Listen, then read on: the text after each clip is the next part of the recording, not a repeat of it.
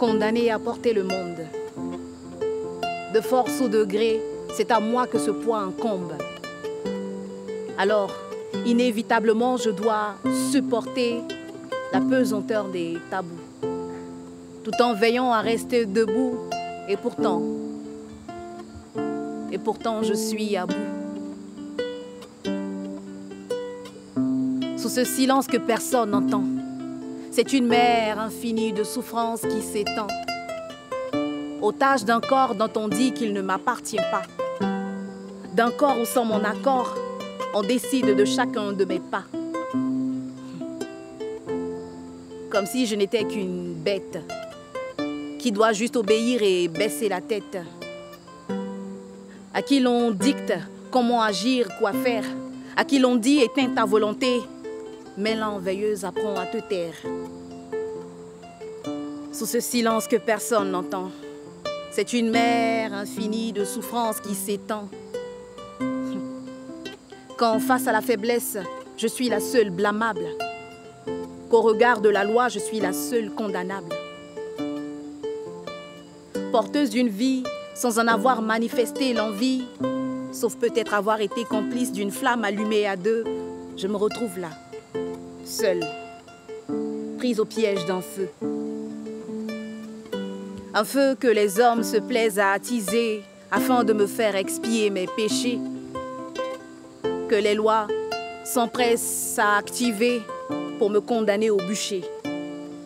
Je me retrouve là seule, à recevoir des pierres pour 2 corps d'accord, à être écrasée par ma tête et mon cœur qui font leur corps à corps, à être tiraillée par les bras oppressants des choix cornéliens, à être seule face à la décision qui scellera ou brisera des liens,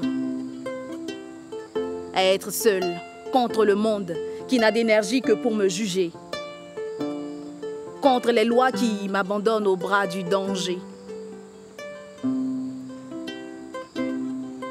2 agafées, et pourtant la seule à être baffée, à tomber pour 2 corps, 2 volontés qui ont trébuché, 2 à concevoir et pourtant seule à emporter le péché, à devoir s'en cacher, à faire en sorte de ne laisser apparaître aucun signe.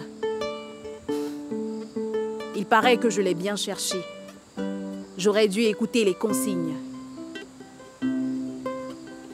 Les hommes me l'ont maintes fois dit. La loi l'a interdit. C'est un acte puni. Alors on se le nie ou on vit dans le déni. Ou encore on se résout à devoir gérer ça seul, entre des murs clandestins. Dans les couloirs de la mort, seul, autant coupable que misérable face au destin. De devoir dire adieu à une part de son être. De devoir renoncer à un amour sans même le connaître. À devoir déchirer sa chair et emporter des cicatrices infinies. À devoir s'amputer d'un bout de soie et porter la blessure de manière indéfinie. Seul à porter le tort d'avoir osé inviter la mort à prendre possession de son corps ou d'une partie, si jamais on s'en sort, c'est selon les désirs du sort. Quoi qu'il en soit, seul à prendre le risque que la mort ne veuille plus sortir de son antre, seul à prendre le risque que la mort interdise toute forme de vie dans son ventre. Puisque dans le monde des interdits, la sécurité est la dernière des garanties.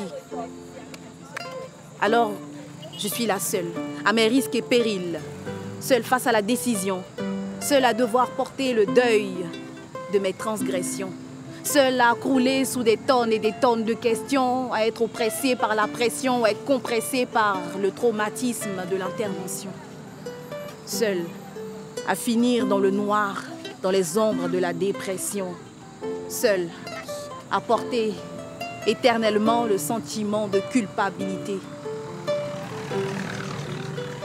Et si et seulement si, sous cette multitude de poids à porter, Madame la loi, ne serait-ce que par brin d'humanité,